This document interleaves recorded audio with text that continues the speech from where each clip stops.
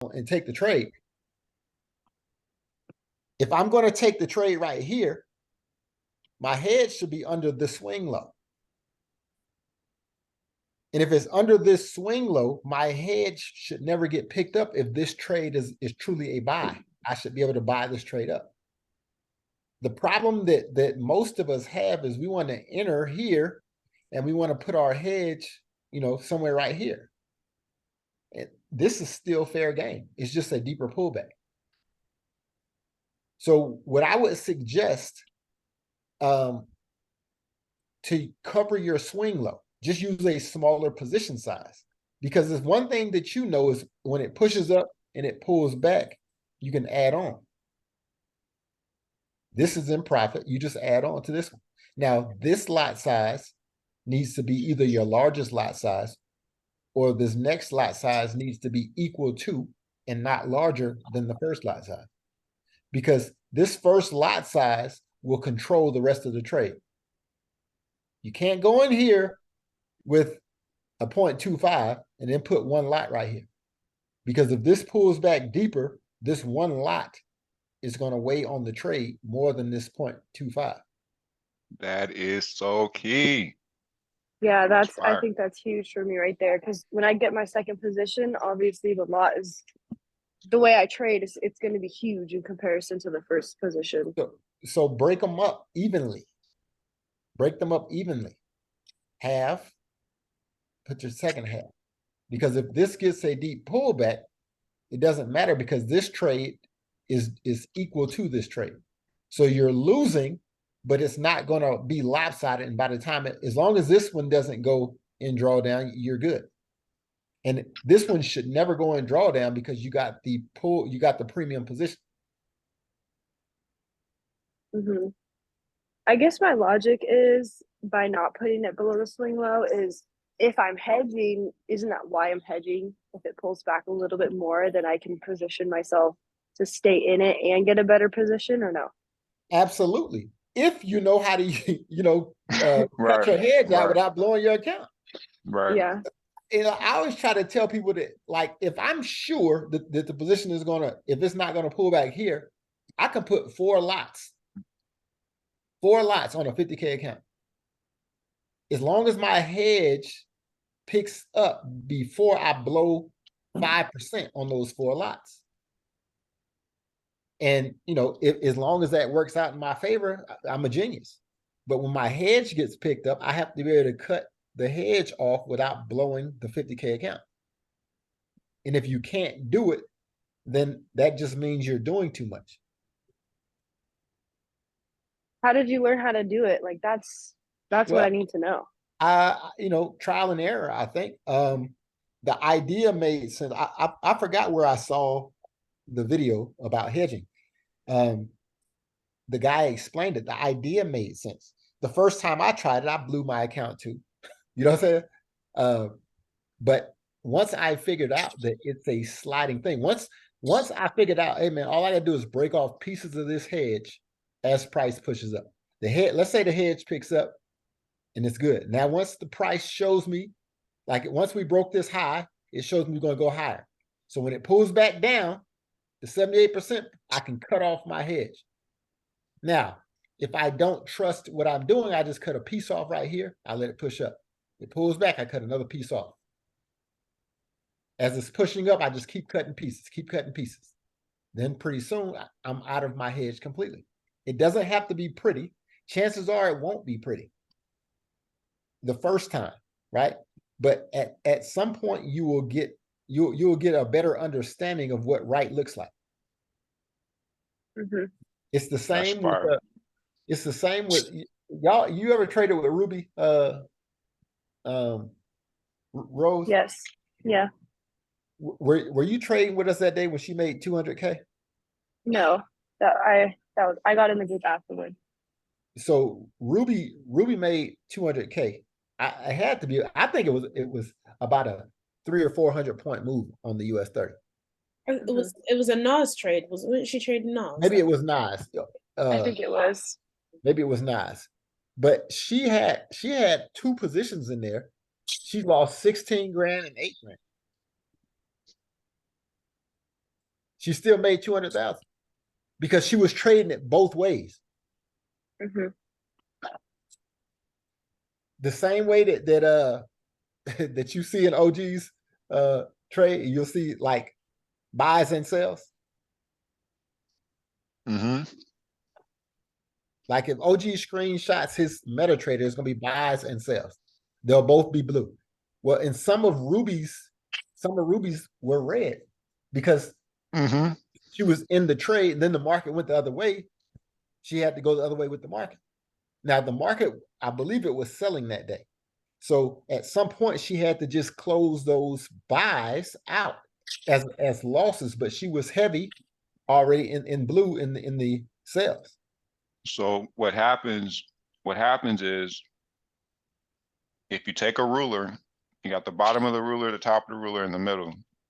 And when I catch my buy at the bottom, and then I catch my sell up the top, what's considered to be the top, and then it goes through. Now what I considered to be the top now becomes the middle. That's how that one goes in red, but that was just the trap. So I trapped all my buy profits with that sell. And then it goes to the 100% point. Now I put my sell up there. Then it comes back down to the middle where the one was in drawdown, and I can get rid of that one. Now I have the entire trap. That's how that happens. That's why one of them's in negative, because it's a trap. It's the trap position. That is the hedge. That's the hedge position. And I'm 100% positive that you will never understand what he's talking about until you do it, because Yeah. it's something that you have to do, right? Because first of all, you have to get used to seeing red numbers. Mm-hmm. Most traders do not want to see red. They want to avoid red numbers at all costs.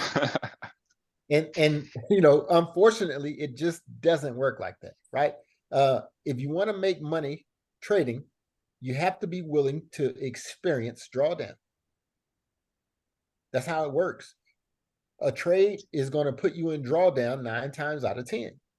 I mean, yeah, sometimes we are going to be there and we are going to get the catbird position. Most of the time, we're probably not. It doesn't mean you can't make money. Yeah, I mean, drawdown's not really my issue. Like, I'm fine with drawdown and all that stuff. You got to get I don't know. comfortable cutting your hedge off. Yeah, like, do you think you could do me a favor and like kind of where you showed me on this last UJ expansion where you were kind of saying you would have closed your hedge on the pullback? Could you like circle it with the pen so I can screenshot it? Okay. Because I'm somebody who can recreate. Like if I see it, I can recreate it, you know? Where is the pen at? The brush or whatever. This is That's what I would stay use. in drawing mode. You go, I think it's where the lines are. One of those. Oh, there it is. Brush highlighter. Oh, Oh, brush. Okay. So this is where this is our entry. Well, how come they do it? This is our entry, right? Mhm. The trade pushes up. And let's say you got another entry up here, but the trade started pushing down, so you had to get into your hedge. Another buy. Yeah, you're in a buy. Uh-huh. Maybe you entered again at the top of this structure like you shouldn't have. But you know, maybe you entered another buy.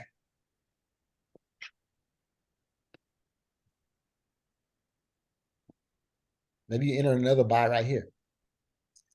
Then the trade pushed down on you and you entered a hedge. But once you got this pullback, this is where you want to cut a portion of your hedge, right?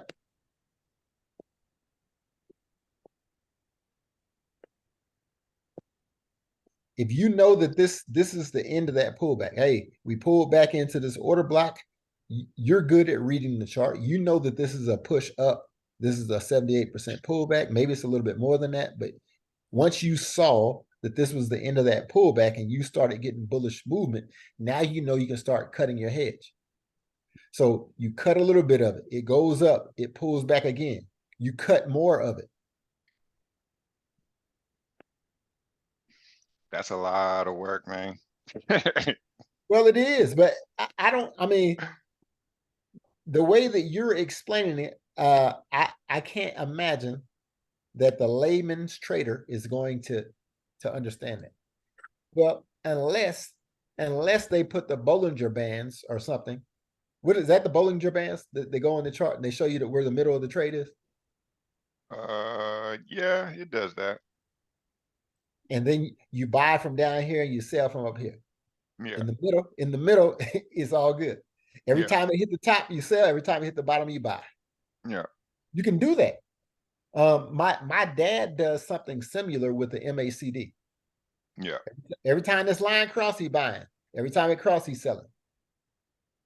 And the dude ran up $40,000 on the US 30 in 2 Yeah. weeks. But most people, you know, especially the ones of us that learn to trade on YouTube, don't have that skill set. So we understand pullbacks. We know they're going to happen. This is when you cut. This is when you're supposed to add positions. It goes up, it pulls back again. This is when you cut. This is when you add positions. It goes up, it pulls back again. This is when you cut. And I try to tell people, you know, y'all laugh at my little lines right here, but these lines help you when a price is trending, because every time it touches the lines, you're supposed to add to your position. That's how you're supposed to trade with these trend lines. And naturally, you want to look at your moving averages. You want to look at and make sure the green line is on top of the red as the price moves up. There's And layers. on the way down, you want to make sure the red is on top of the green. But this is when you add to your sell every time price comes back and touches, you add to your sell as long as the red is on top. So I have a question, Todd. Yes. So once your hedge gets activated, you're just immediately starting to cut it, because even though it really hasn't started buying again, you're just starting to cut it because you're trusting your overall analysis. Yeah. No, that's not true. That's not true. If my hedge gets picked up and I know why it got picked up, then I know when I can start cutting it. If it gets picked up and I don't think it should have gotten picked up, then I have to wait. Or maybe I was going to enter here. I entered here and I thought price was going to go up, but it pushed down, right? Let's say price went up and it pushed down right here and my hedge got picked up. Let's say my hedge was at the top of this order block. This is where my hedge was. And price had pushed down below this box, came up to retest. I can't kill my hedge. I have to assume that we're going down. So I have to wait. And what am I waiting on? I'm waiting to see if price is going to respect the swing low or not. So this hedge might be in effect until we bounce here to go higher. Or And then it pulls back. Yeah, and then it pulls back. And then you cut it. Then you cut your hedge. Yeah. Or I have to wait, because if we break this level, I know that's a horrible line, y'all, but if we break through this level and come up here, then I can cut my buy off and just continue to sell. Yeah. So if you're caught in the middle, you can't just cut your hedge off, because you have to look for your structure to tell you where to cut the hedge off. And this depends on what chart you find your setup on. If my setup is on this 4-hour chart, then I have to use this 4-hour structure. If I take my setup from a daily chart, I think TT, correct me if I'm wrong, on that ICI, you're using a daily chart? Daily to start and then 4-hour for the entry. But is your structure based? It's the setup based on the daily structure or the 4-hour structure? It's based on the daily. So you would have to use the daily chart if your trade setup is on the daily structure. You understand? It's based on an impulsive and corrective move on the most recent. I'm asking I'm asking Rose if she understands the concept. Which time frame?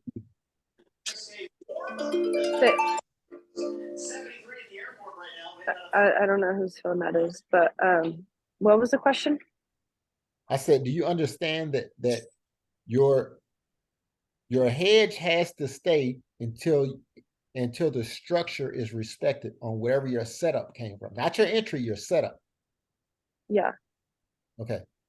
So in this case, if you were taking a trade based on this setup and this thing came down and broke your low, it would have made me nervous until this thing started thrusting up. Then I would have been like, oh man, this is just a liquidity run, right? It just grabbed liquidity.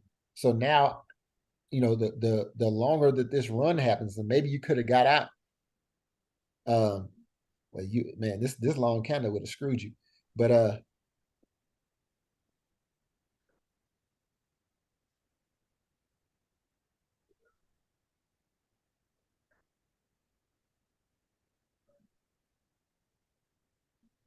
wow, that one candle is an hour candle. So you would have just been stuck. You'd have been stuck here until this gave you an opportunity. So I would have just started cutting as we started pushing up. So we pushed up, pulled back, I would have cut.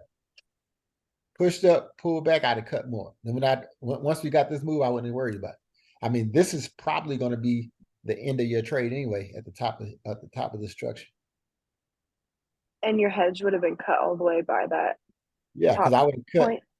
Hopefully, I mean, once you see this big long candle, or you understood that's a liquidity run. So Yeah. you would have lost, you would have missed out on all this money. But once you got this little pullback, you could have cut a little bit. Then it went up and pulled back again. You could have cut the rest. And then you got this leg. So my next question to you is, how do you know how much to cut off each time? Because you don't know. Well, your trade management is what tells you that. So here's what I mean. You could cut 3 times and just cut a third of the trade off. If that's what you want to do, you can cut a half and half. If you trust it, you can cut the whole thing off. I never cut the whole thing off because that's how I blew my account. I'm at least making 2 cuts, right? I'm going to cut half of it off, then I'll cut the other half off on the second pullback. That's how I generally do it. The only thing that sucks about this hedging is you have to get over the part of you that gets pissed off for missing 170 pips. Now, I know this is a news candle because UJ just rolling 170 pips, but that 170 pips would have been useless. You know what I'm saying? It would have picked your hedge up. You'd be 170 pips and you would still be down 1%. So you would be mad, like, oh man, 170 pips. No, focus on your trade. So when you get this first pullback, you cut half of your hedge up. It goes up and puts you in profit. Now you're making back that 1% you lost. It pulls back, cut the rest of it off. Now this leg is when you'll be able to make 140 pips free. So what? The 170 was in a hedge. Who cares? Forget it. It's not like that's in the past. You have to manage the trade. Mm-hmm. Okay. That's fire. So my next question is, how are you keeping, like when you're cutting your hedge gradually, how are you, because even though you're cutting the lot size off gradually, the further the trade goes opposite of your hedge, the further in drawdown that particular trade goes. So how are you, well, I was just going to ask, like, how are you keeping, say, like you risk 1% on that trade, your hedge gets activated. How are you keeping your loss within that 1%? Because in my experience, it just like keeps growing, even if I am cutting it off. How does it keep growing? If you were in a buy, it came and picked up your hedge and pulled you way down here. It doesn't matter how far it goes, you're 1% negative. No matter where it goes to, you're 1%. So it shoots down, activates your hedge, you're down 1% and pulls you way up here. Now, when the price pulls back, you cut half of your hedge off. You're still down 1% when you cut half your hedge off. Now price pushes up, so you're not down half of a whole percent. Now you're a little bit better. You're down 1/3%, right? 0.5%. So you're talking Three, equity wise? yeah, 3/4. You're better off than you were. Then when it pulls back this second time and you cut the rest of your hedge off and it pushes up, now you're gaining. You're gaining money. Okay. You And should. I'm go sorry. ahead. You should never go over that 1%. Yeah. And you're using structure. You're not just like, oh, I feel like cutting my trade here. You're using the structure. Like you don't use moving averages on your chart, right? No. But you want to hedge. Well, Was actually, it, that was my next question that I was going to ask you. Are you waiting to cut your hedge until it broke that high right there? well, in this case, this was a news candle, I'm guessing, or something pushed the price up here. I'm not cutting until I get this pullback right here. Now you cut. Price pushes up, it pulls back. You can see it touches your trend line. It touches your moving average. I would cut again. You might not cut here. I'm cutting because I understand that it's hit my moving average.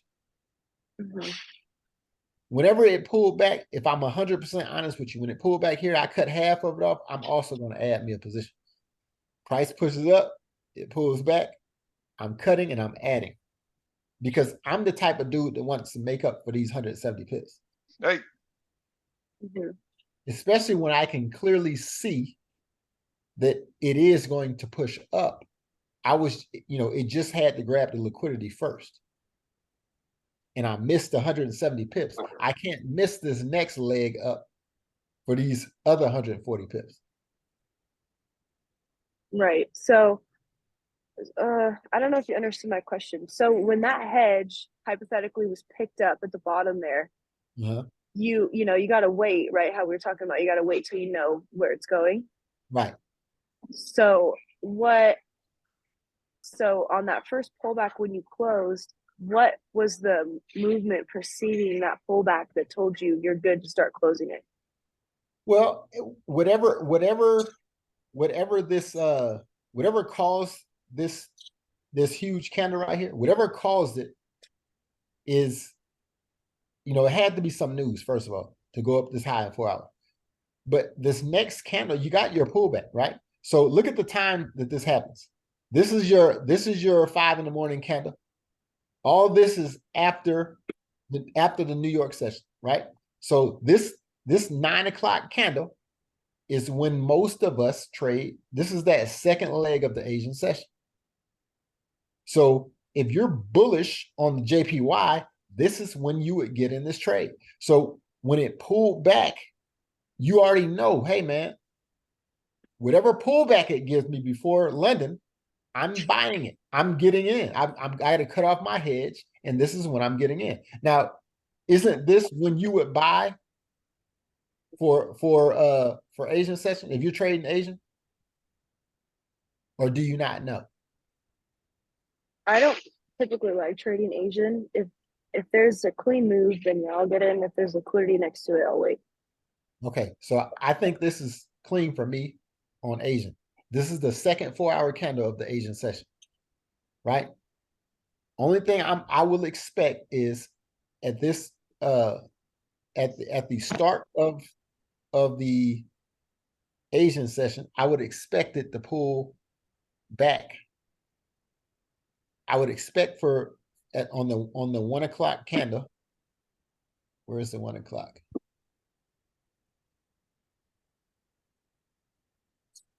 $16. Okay. This will be the 1 o'clock candle. That's the 2200. 2200 to pull back. I would expect for this London open to reach and grab some liquidity, but it doesn't even do it. So the 2200 candle is the one that pulled back. And even though I would have expected this to pull back, it never even pulled back. It just kept pressing up. 3 o'clock, it took off. So maybe I'm asleep during this pullback, because normally I don't stay up on the New York session unless I set an alarm for a specific reason. But this is 6, 7. Yeah, I would have probably been asleep for this pullback, but I would have definitely been awake at the close of the market, right? And you see this bullish order block, I would have got right back in here at this 2000 candle right here, this 2100 candle. I'd have got right back in the same spot that I got in on the Asian session here. That same second 4-hour candle. It's the same thing. Okay. And so when price starts to pull back, how do you know when to close that piece off? Because if we're talking about that first pullback of after the news candles, a problem I have is I'm like, okay, well, logically, I see that there's a gap, so I'm going to wait till it pulls back to that gap to close part of the hedge, and then it never does, and it just keeps going, and I miss that pullback. Does that no, make it sense? does. Okay, that's cool. You can do that too. But in this case, you'd have waited from Friday, September 1st to Monday, September 11th. And there's Exactly. But I'm not doing that. But if that's so, I think all of us should understand that when you have a gap in pairs, it could be a while. Like all of us would remember we thought GN was going to go back down there and close that gap. Y'all remember that? Yes. GN, that gap's still open on GN. That gap, this gap right here, never got closed. That was in May. So all I'm saying is, no, I'm not waiting for this pullback because it might not ever happen for the next 2 or 3 years. Yeah, trade what the market is telling you at the time that it wants to. Exactly. And here's the beauty of what ICT preaches. You can look at what's going on during the sessions that he tells you to look out for, right? So if you go down to this 1-hour chart, man, I can't go way back over there. But if you go down to the 1-hour chart and you see, hey man, this is my kill zone, right? This is the kill zone out. You understand that there's a low here. There's a push up that broke these highs. You got to get in at the 78. Yeah, it went down and it grabbed liquidity, equal lows or made liquidity, but it pushed right up. If you don't know and if you don't trust what you're seeing on the chart, man, you're not going to be a good trader because the charts ultimately are just horror movies. They're designed to scare the people. They want to get you out of a good position. But you have everything that you need that tells you and shows you that this price is going up. What more do we need to see as traders? So when this goes up and it pulls back and it's in your kill zone, bro, what are we waiting on? Oh man, I thought it was going to sell. Why? Why? Oh man, because that candle came down so fast, it was big, man. Listen, I don't want to hear it. Yeah, we gotta look at structure, man. Like we gotta stick to our rules, and we gotta trade what we believe in. We believe in these times. We believe in the setup. We believe that this is bullish, and it's been bullish for 3 months. It's structural. What am I trying to say? I don't know. Fractal. Fractal structure is literally has been the hardest thing to actually forward test. Well, listen, I think it's because you don't believe in the setup. No, not because I don't believe in the setup. It's because I feel like lower time frame structure gets taken out very easily, whereas higher time frame structure doesn't. That's perfect. So I'm glad you said that. You see where I marked that up on the 1 hour. What is that? 50%? That's like a 50%, huh? Well, it's equal. Nice. It's equilibrium. It's exactly what ICT, which most of us trade. It's exactly what he tells you. Price pushed up. It came back to equilibrium. Is it in your kill zone? You know that this is the market open. Well, not only the kill zone, because you need more confirmation than it just being in your kill zone. There's Well, there's a you bearish bullish have the confirmation. variation. This is your imbalance that it came back to fill. That's one confirmation. And then look, it's a bearish bullish candle variation, No, which is TT, also a TT. signal. That's Yeah. cool. That's cool if you want to add stuff to it. I'm giving Yeah. what the move is. The move is this imbalance has been filled. This is your kill zone. Do you believe it or not? If you do, you just got paid. If you don't, you missed an opportunity. Yeah, because I be needing more than, because it can, continue to go. That's why your trading is where it is now. I'm being honest. Right. Because I don't need to see Lucky Charms and Fruit Loops. And I don't need any of that. What I need to see is for this imbalance to be filled. Yeah, Todd. Okay, so Todd. then where would you put your stop loss personally for that? 'Cause if you're stopping below this 4-hour order block. Okay, and not below the structure? That is the structure, man. Well, the swing low. That is the swing low on the 4-hour. What are you talking about? That's the swing low. I don't know. Well, I think that's like a breaker block. Not the What do you swing mean you don't know? The 100 would be, because No, it could it's still not. pull back and wick into the 78. Listen, wait. No, man. No. Stop, y'all. Listen, you're talking to me about a number. Well, I don't care about the number. I care about what needs to happen on the chart. That's the problem. What needs to happen on this chart? This imbalance needed to get filled. It got filled. There's another imbalance below that. This high. It came down, it took out the liquidity and kept going up. But there's still another imbalance below that still. Yeah, but the structure is not going there. But listen, and this Why couldn't it? It can, but it only did what it did. It's only doing what it just showed you. Right, now that the move is done. Now you look for your entry. Yeah. You were supposed to take the first entry, but because you didn't take the first entry, you now have to take the second entry. What was the first entry? The first entry was right where we just collected. That on one. London session. Where there a bearish bullish variation right there too.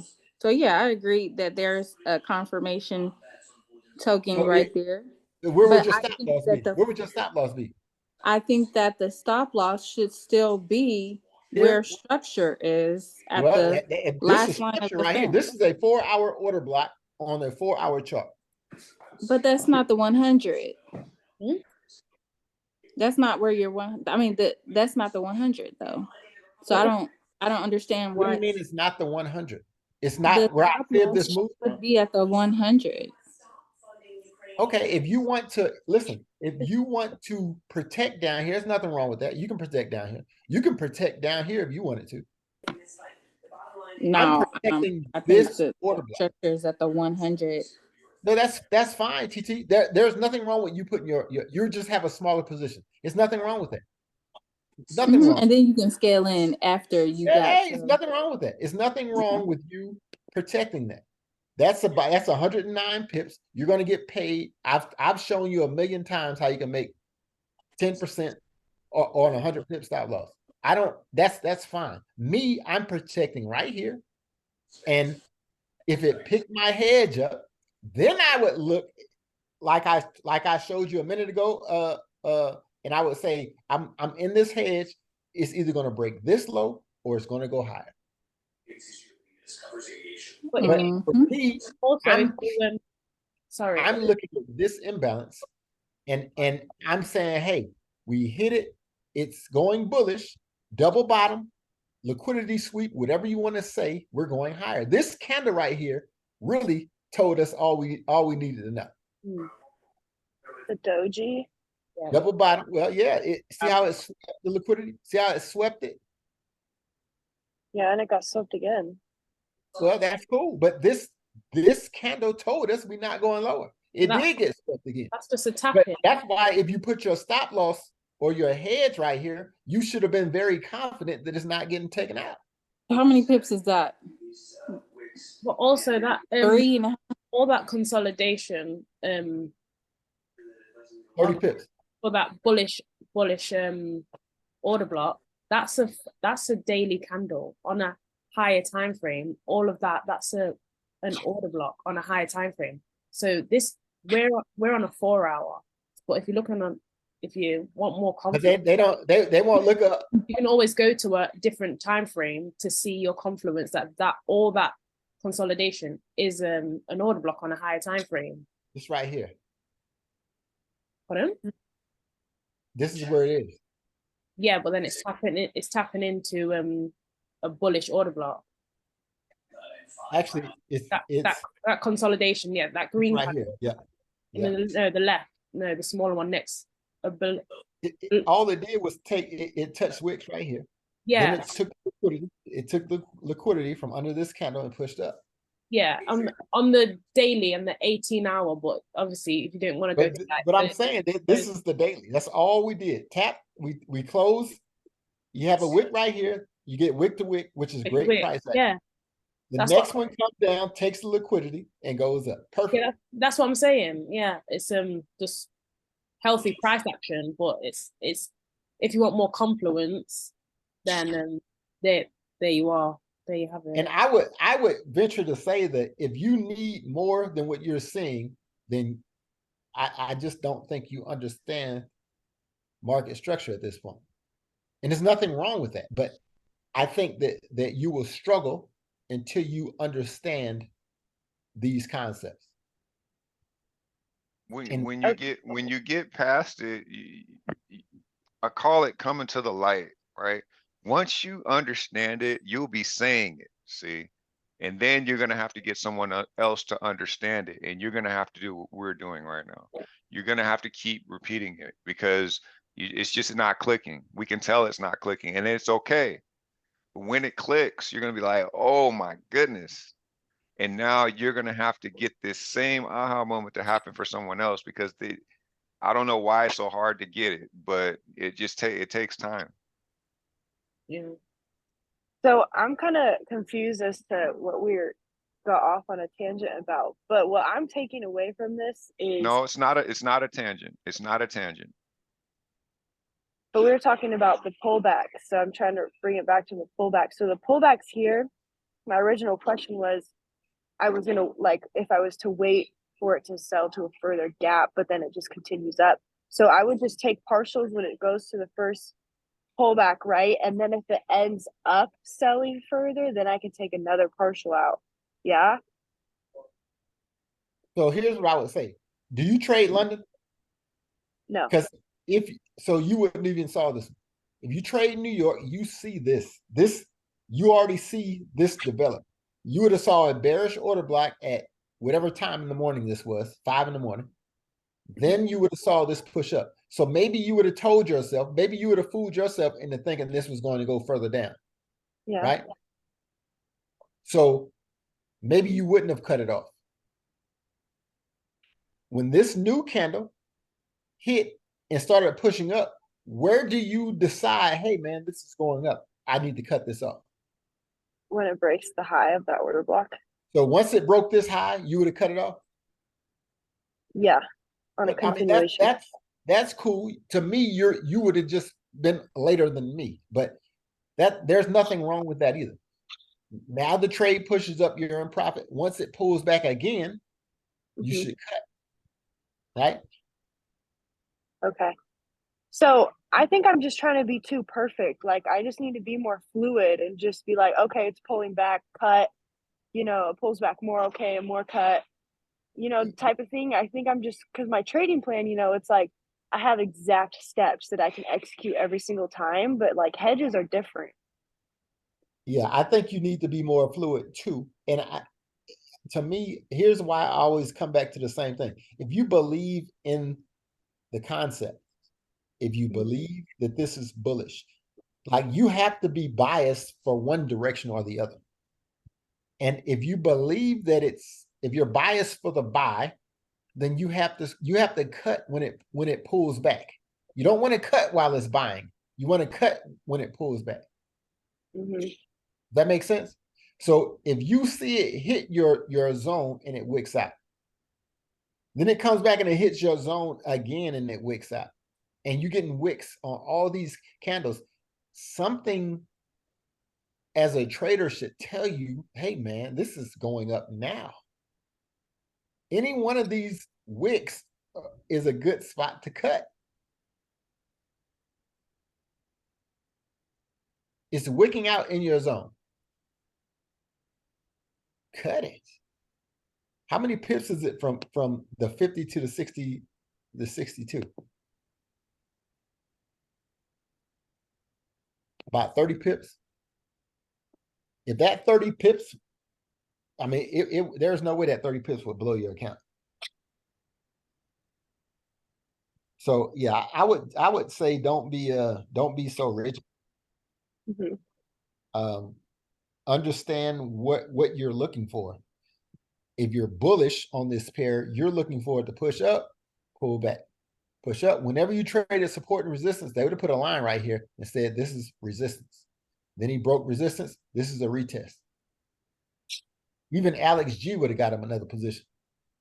You know what I'm saying? Yeah. So, okay. You know, I think y'all, when I say y'all, you and TT, y'all are looking for the Mona Lisa in every painting, and you're not getting it. Yeah. Okay. And I think I've asked you this before, and you just said Oliver Velez, but like that's the resource you recommend for hedging? No, he doesn't hedge. He uses the moving average. I don't remember who I Pips of Persia is who put the hedge thing in my head, right? Buy to sell, sell to buy. But I don't remember what video I saw, because no video that I've ever seen says, hey man, put your hedge here, cut here. You're not going to find a video like that. Yeah. Because everybody kind of does something different. The idea behind hedging is, hey, my position is drawing down. I need to stop the drawdown. Throw a hedge up. Wait until the market gives you the advantage. In my opinion, the advantage is coming in, filling this imbalance. Once it filled the imbalance, as the trader, I'm expecting the market to go north.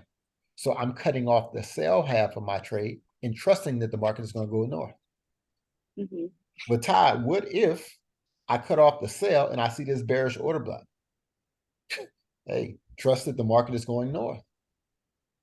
You know, at the end of the day, you either believe in the concept or you don't. You know, it's kind of like when you're out driving your car, you don't stop at green lights.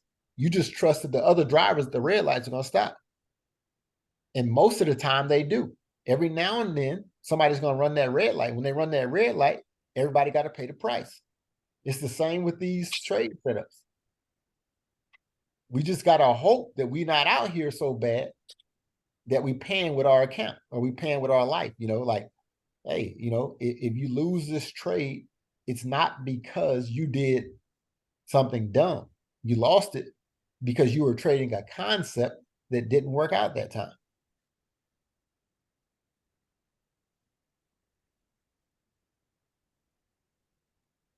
Or just go to the Thank high you. time frame. You know, it just seems like I get a lot of pushback from, especially TT, because she's got dragged through the coals.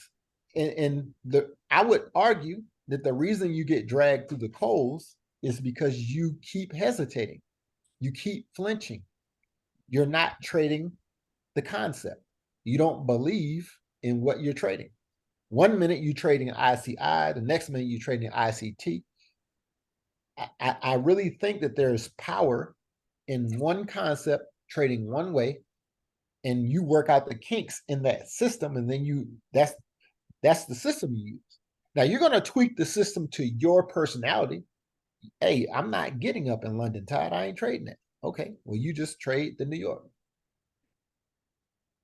So, or hey, man, I'm not hedging. I'm using stop losses. Okay, well, you just use stop losses. I'm only going to hedge because I'm only going to buy to sell at the first of the week. If I look at it, if I look at the candle and I think this candle is bullish this week, I'm selling it the first couple of days, and then I'm buying it. Those are the things that you as an individual trader, you have to work that out. But we all have to trade. If we're going to trade this concept, then I have to trade the concept based on the principles of that concept. Whenever this drop happened, I'm looking for the trade to come back up into this area. It never did. That's cool. Price pushes down. At some point during this, you get this daily order block. Now you're looking for your daily order block, the push up in your daily, and hey, now I can drop down to the hour. I understand I got the daily order block. That's cool. I know that this next candle is going to be a bearish candle. I know it's going to push up first. So all I got to do is drop down on these time frames and find out where this is going to push up so I can grab the trade to go down. I knew that this wick was a good spot. I waited. It pushed up into the wick perfectly, reject. I'm in the trade. I don't think about that. It's just how it works. I didn't wait to see anything in particular. I saw the wick in the wick, which is an order block in here. I don't know what time frame, but there's an order block. It gave me the wick. I got in the trade. The trade sold. I'm not a genius for that. It's just how it worked. Now, if you didn't believe the way I believe, you get this big candle. It gives you another entry. Let me move this. This big candle leaves the imbalance, gives you another entry. Price pushes back up into that imbalance. You could have entered right here at the top of this candle. Imbalance. Now you're in the trade. If you believe the concept, there are ample opportunities. Trade pushes down, another big candle, pushes right back up into that imbalance. You're on the move again. There's 1,000 different ways that we can all figure as an individual trader, we can all get our entries. But if we don't believe in the concept, if we don't understand the concept, no, I mean, there aren't going to be very many opportunities. And you're going to get beat up and you're going to be unsure because you don't know the concept or you don't know the theory behind the concept or whatever. So, I mean, hopefully, y'all will find something that works or find something you're going to stick to so you can get the benefit of that system. Because all systems work. Supply, demand, support, resistance, quarters theory, Elliott wave, all of that stuff works. But it's never going to work if we don't enter and exit according to that system.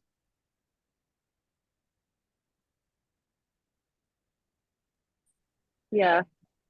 Yeah. Well, thank you for going over that with me. I think everything you're saying is right for sure. And I'm just getting frustrated. And I know from experience, every time I start to get frustrated, that means I'm about to make a breakthrough. So just got to keep doing it and asking questions. So thank you. Yeah, no problem.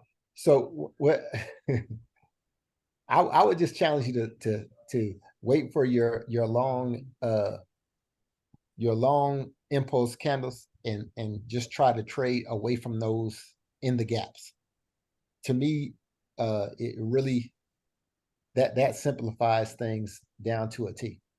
Maybe you don't try to catch the whole 200 or 300 pips. Maybe you're an intraday trader and you're catching, 30 or 40 of those pips. So are you saying the impulse wick as in like that would be the string or the spring on a Wyckoff? Well, yeah, but what I mean is, you see how this long candle, this is the impulse move. It breaks structure. Mm-hmm. It leaves an imbalance. Now price trades back into that imbalance. if you took a sell in the impulse of this candle and put your stop loss above this high, you win this trade. Doesn't matter where your entry was. And here's what I mean. You saw this big imbalance. Maybe you would have entered the trade on this wick. It'd push down, it'd put you in a little drawdown. Your stop loss would have been way up here. You still won the trade.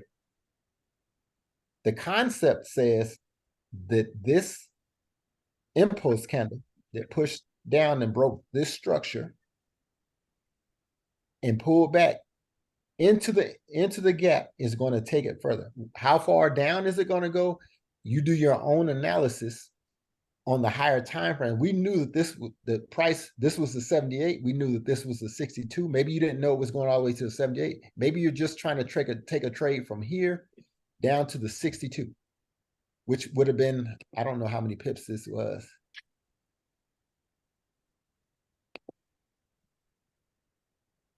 $150 pips. You would have won. Just based off of that concept. And this trade happened at 8 in the morning. That entry, they gave you an entry at 8 in the morning, and you would have been finished this trade 9 the next morning. It's the same.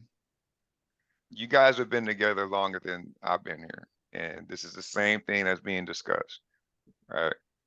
And I don't, for some reason, it's still confusing. And it's not. It's just how do I? It's not that it's confusing. It's that when it's not being happening, applied. Yeah. Like looking in hindsight, it's so easy. But doing it when it's happening, it's a whole different thing. Well, the only thing I can think of really is that the lot size is wrong. That's the only thing that can have you in a tizzy when something like this happens, is that the lot size is too big.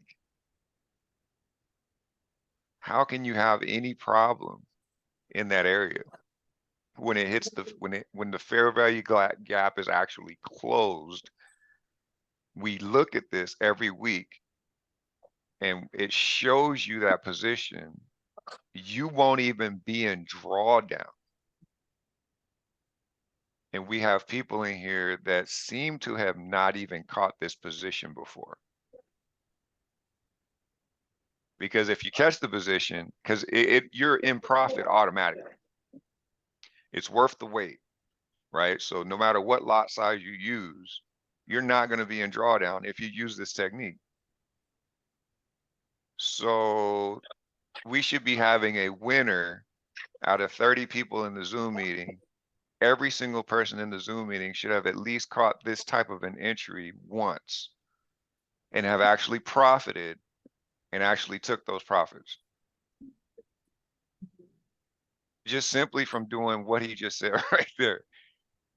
So everybody needs to take this example, do it just so you can say you did that, because it's not even rocket science. You just, once the candle is left, it's a catalyst. I call it a catalyst candle, but it's more to it than that. It has to be breaking a legitimate low point, right? And we're only talking about a sell, because if you flip the chart, you're talking about a buy. Same thing, it has to break a high point. Once you get that candle, you're waiting for it to go and tap into that candle. Everybody in the Zoom meeting should have caught a move like that up to this point. Let me add something to that. We were looking for sales because we expect this pair to buy tonight, or on Wednesday or whatever, right? We expect this to push down first, then go up. So everybody is looking for shorts. You're looking for a reason to go short on whatever session that you're trading. You're not looking for longs, you're looking for shorts. So the setup was here. It happened during London session. And in New York, it came back and gave you gave whoever the New York traders was an entry to go short. The first entry was at the end of Asia. and again at London. So everybody, no matter what session you were trading, had an opportunity to get this short. Those of us who trade London got it in up here. It pulled back.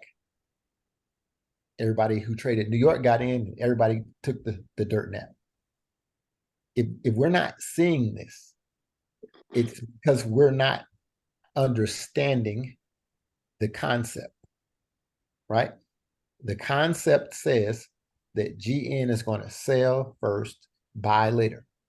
So the first few days of the week, we look for entries to go down. We want to see it double bottom down here and start pushing up. Once it starts pushing up, when we get a impulse candle up like this one, we want to see the market pull back, give us an entry for the buy. We want that entry to coincide with whatever session we're trading. Easy peasy, lemon squeezy. That's it. We don't have to make this more difficult. And if, let's say I get my double bottom down here, my hedge is going to be beneath this structure.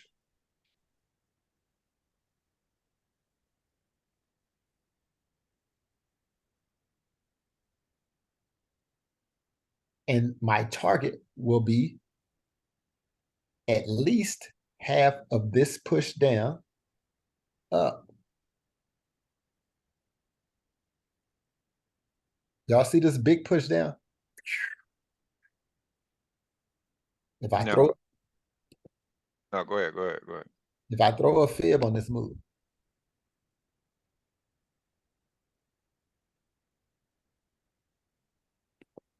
my target is going to be at least half. I can target this 62 right here, these highs. Now, I believe that this move is going to end up being a bullish move. I believe that this candle is going to end up being a bullish candle.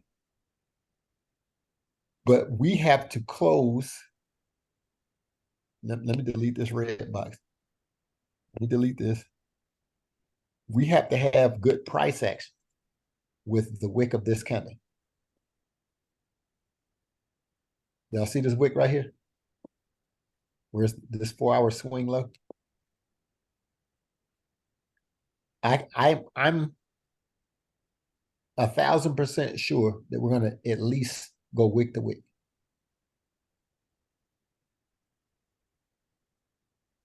Can you check the 2-week, please?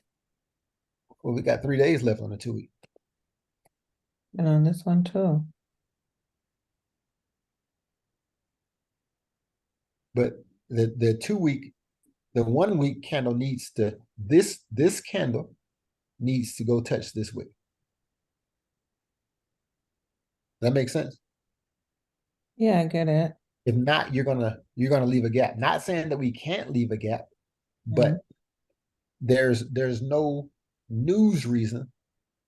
There's no news reason to leave this gap. The British pound is going to release their interest rates, I guess, Thursday. How much did this candle travel? We 200 pips in there. You didn't take this trade? Obviously not. I said, It's 100. 145, but it went up first.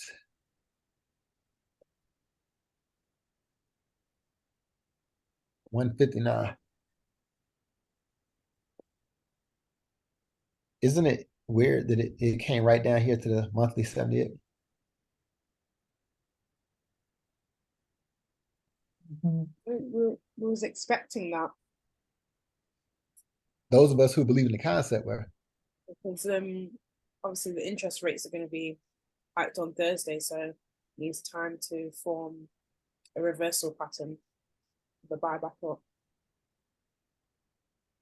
Or if they don't, So before it slips my mind, let's go back to that, what was we on, the 4 hour?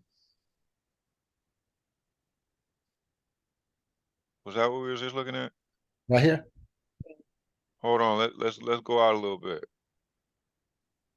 Okay, right there. Well, yeah, can you get them, yeah, can we widen that? So we can see the candles better? Okay. Like this, or you need a wider? Yeah, wide, like up and down wide. Okay. There.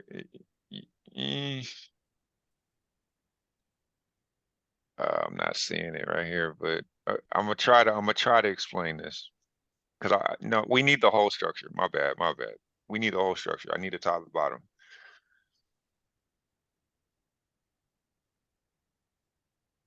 It's hard to see, but How far out? no, that looks about right there. That looks about good right there. So at the bottom, we've had the double bottom right now. Because what I'm focusing in on is the last level, because it's transition from level to level. So when we got to this bottom level, the level before that, it had this same pattern. Nope, the level above that. This one? Yeah, that one. Mhm. So it came down and gave us that double bottom. Mhm. See? Oh, yeah. And then it comes down for the third. See, this is what I say, a third time's a charm. See, we're trying to figure out down here if this is bottom. You want to see the double bottom, right? It can go over, come back down, go over, come back down. You got to be careful with that, because if it keeps coming down and hitting support, it's going to break. And that's a good example in the middle of that structure. That's what we're seeing right now, the beginning of that, right? Mhm. So we want to see a double bottom, but if it comes down for that triple, Mm. this may not be the bottom. Mm. And here's another thing. So you see how this, I don't know if that's a break or not. That wick, yeah, it did wick that high. See how it wicked this high? Mm. Maybe we would have thought that, hey man, that's a chalk, we're gonna buy. So it comes back down here, you get in for the buy. Price pushes up. And it doesn't break this high. Hey, That's telltale sign that it's time to bail. You know what I'm saying? So people say they know that, but they don't really know that. But you don't know until it well, I breaks the disagree, low. TT. Why do we know? Why should you know? Why would you know? You just automatically assume that the next candle after that one Uh-huh. won't continue higher Well, No, without let me give you watching something else to think structure play about. out. Let me give you something Wait, else to think about. but Todd, that's one, two, three back-to-back bearish order blocks. They've all reacted against each other. Like the one where Todd's got his mouse at the moment. That This tap, bearish. yeah, that's a bearish This, order block where price reacted from. No, where you had your mouse. right, No, on a that's higher bearish. time frame. No, On a just higher time frame. on the 4 hour. No, on the 4 hour. this one right here. That's a This bearish bearish order order. block. So it came back to Yeah. the 78.78 and it sold off. If you just Yeah. I agree. So, but hold on. I want to make a different point. There's why what time? What's the date and time, TT? now, right now. No, What is at that? at the Tuesday, bottom. the Tuesday, 12th. Tuesday, the 12th. If you're expecting this to buy, are you expecting it to buy right there?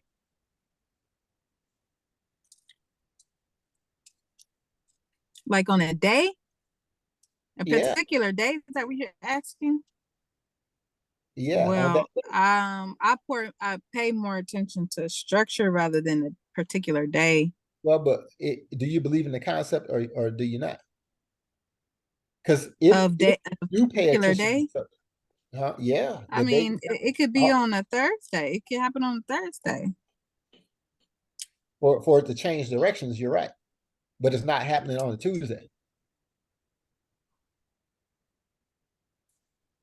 I guess I can't really completely agree with something not being able to happen on a Tuesday. You know what I'm saying? Like I Yeah. Hey, guess I'm with in you. my mind I'm paying more I attention agree to with you. structure.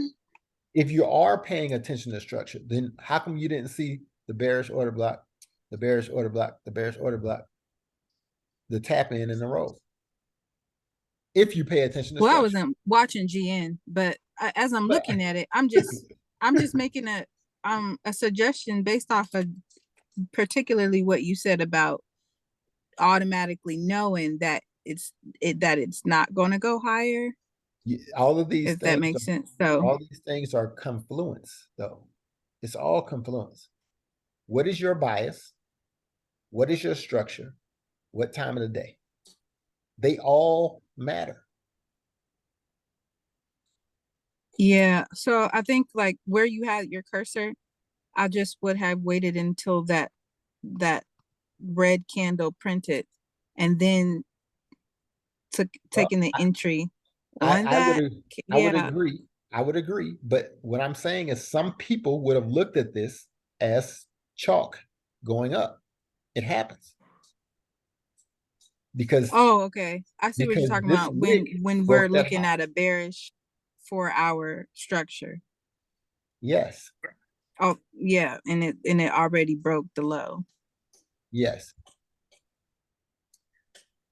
So just to Yeah, I add see one, what you're saying. it was a chalk, but if the way it pulled back down on the 15 minutes, because I did enter that trade for a buy, but the way it pulled back down, I literally cut it because it Cut pulled it. back down. It literally was a chalk, but it pulled back down straight away. If you look in the 15, you get a better explanation, to be Oh, I honest. know. But the 15-minute, the lower time frame can easily be broken.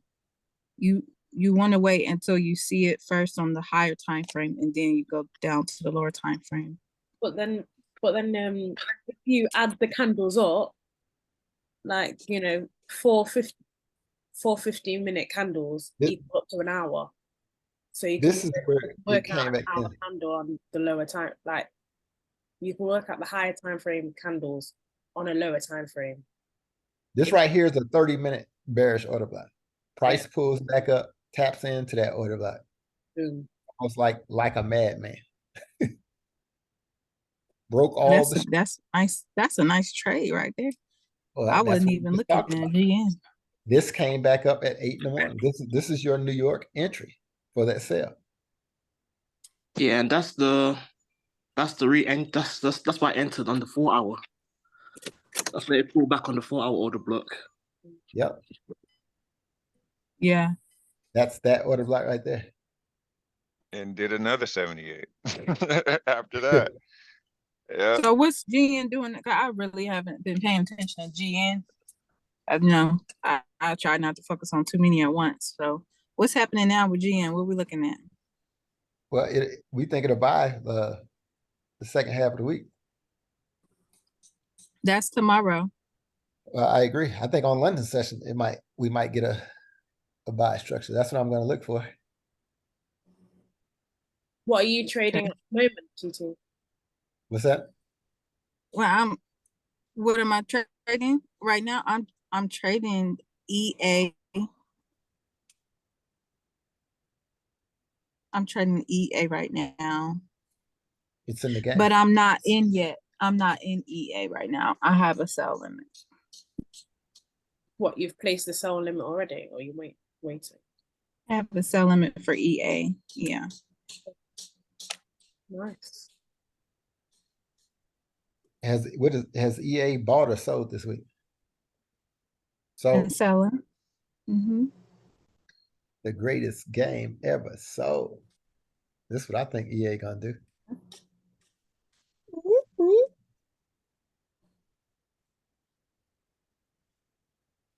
Dang. Dang. That's a bearish order block right there, TT. You gonna sell it? Yeah. You waiting to sell it?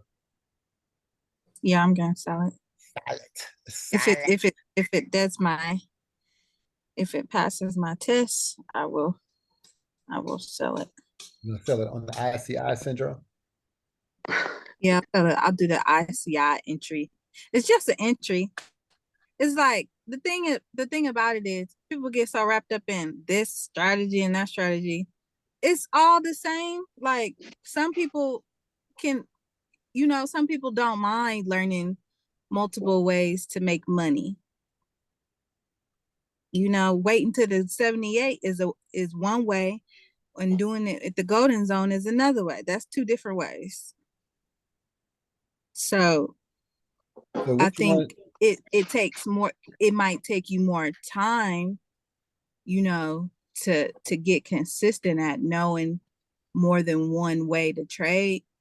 But, for somebody like myself, I can handle something like that. Other people may not be, and that's okay. Are you going to buy this back up, these 200 pips before you sell it? No, I'm not gonna. I'm not gonna counter trend for 200 pips is counter trend trading. I didn't analyze the counter trend for EA, so I'm not gonna just jump in there right now. I'm more interested in, but if I take my time to analyze that right now, I haven't analyzed the counter trend trade, but right now I'm not. And I think some people would say that this is the actual trend because this is a weekly time frame.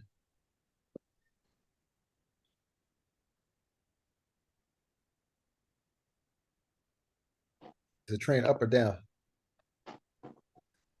It's an uptrend for the weekly. So you counter trend trade. That's what you tell me. On the time frame that I'm trading on, Well, I know what you try to get what are at. y'all I counter know what trend you trading? try to get. This right here look like the trend is up. Yeah, EA is a buy for sure. But see, Yeah, this is why we have the conversation. And it's gonna take a good minute for that to play out. So it ain't a good minute. So I'm not gonna lose my ducats. Well, listen, Just waiting on a weekly trade. What I would explain to you, TT, is this thing wicked out at the 78. There's a bullish order block that look like the size of King Kong right there.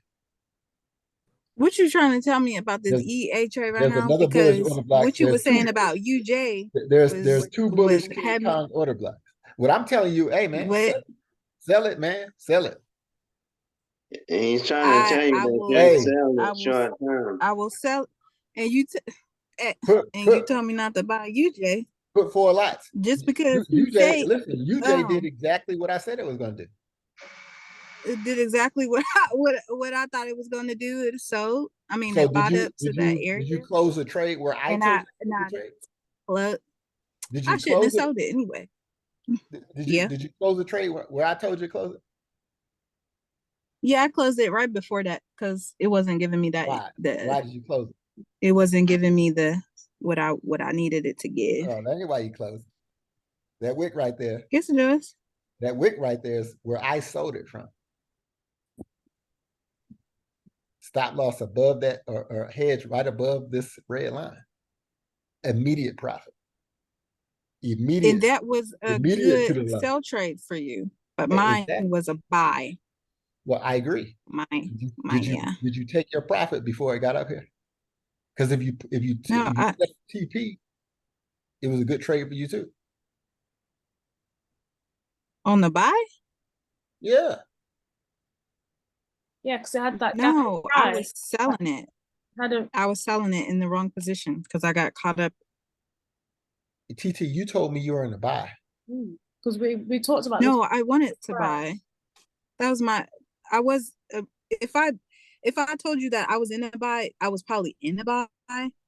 But when you was telling me that I was getting ready that it was selling and things like that, I forget that exact conversation, but I was selling it at some point. I would buy it until it closes imbalance. That's what I told you. I said I'm going to sell it from this imbalance. I don't remember that. I don't really remember you saying all like that. On the Tuesday call, we had that conversation. I gotta look back at my chart to see what I did, but I know I closed out because I was like, it wasn't doing something. I think I was trying to sell it. I was trying to sell it some more but you told me you were in the buy on the call. So that's why I told you No, make yeah, sure you get out. I was wanting to do that, but you were saying like, hey, it's going to sell. So I think I had was going to sell it first and all the way down to the imbalance down there to the left, because I was like, oh, it can really. But then I started looking at the higher time frame and I was like, dang, this kind of looked real far away. And then it wasn't giving me the structure confirmation that I was looking for. And I was just like, all right, let me just not get out too early. Let me just wait a little bit longer and not end up closing out the sale. But I didn't buy it because I was like, I don't want to just to practice, my psychology. I was like, I'd rather buy it when it's at a lower, like a lower range. So Okay, so here's the problem I have.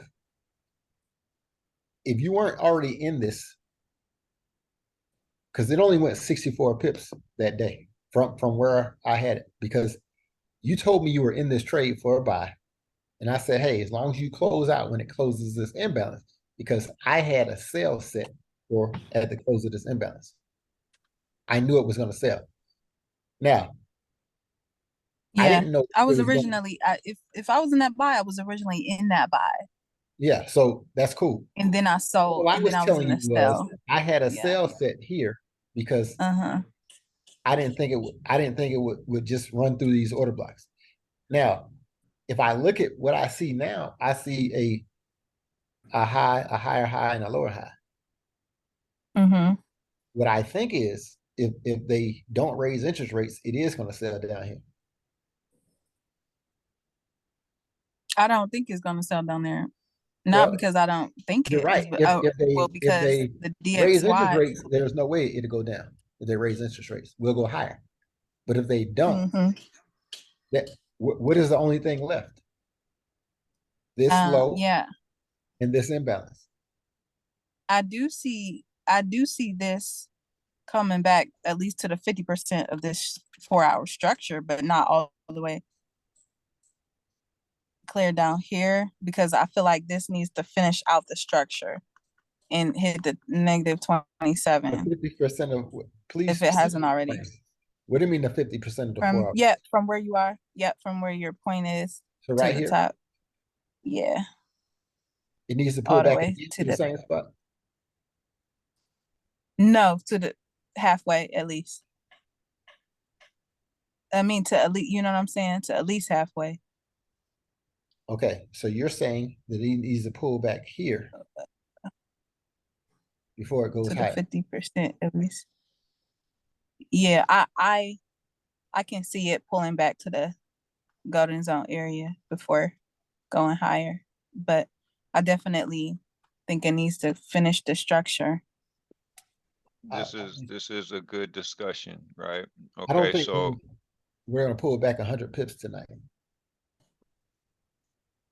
Well, I don't know when it's gonna do it, but that's mitigated already. I mean, even if it were to go there, when you understand that that's already mitigated, you're not even thinking about that area anymore. You're thinking about what's not mitigated. Do you understand what mitigated means, TT? You have to do this.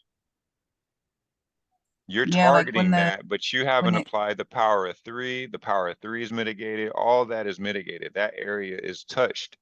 It's been so touched that you don't have to worry about that. You have to worry about other liquidity, right? But If there's you an try to imbalance right there. there is, but if you use power of 3, you see the wicks coming down and the wicks going up, and then the 2 big red candles in the middle. That's all these candles are reacting off of those 2 candles in the middle. So you're saying you wanted to pull back to that midpoint. It already did that.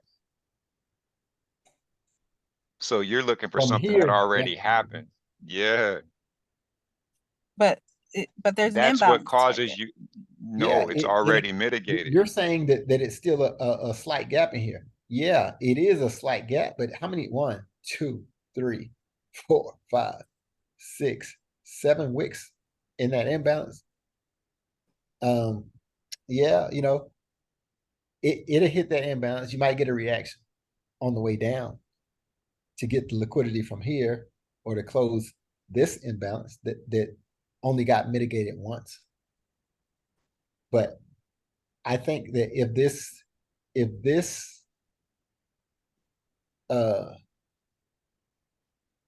trade I think it needs to finish structure does before coming all the anything, way back down there.